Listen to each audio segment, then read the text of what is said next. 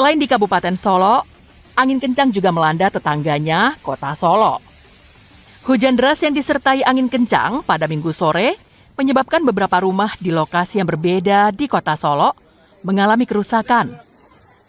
Sebagian besar kerusakan itu berupa atap-atap rumah yang rusak beterbangan akibat tersapu oleh angin kencang.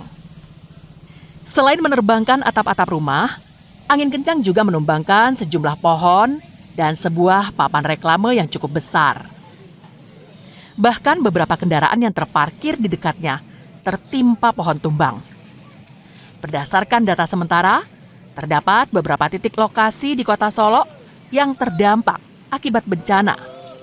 Di antaranya di daerah Simpang Surya, Koto Panjang, serta beberapa titik di Jalan Pandan, Tanjung Paku, hingga Anam Suku.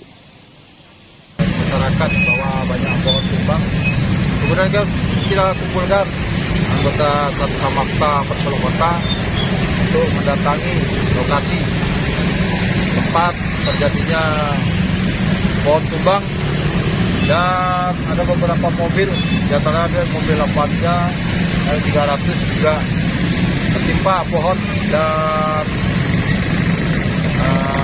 spanduk.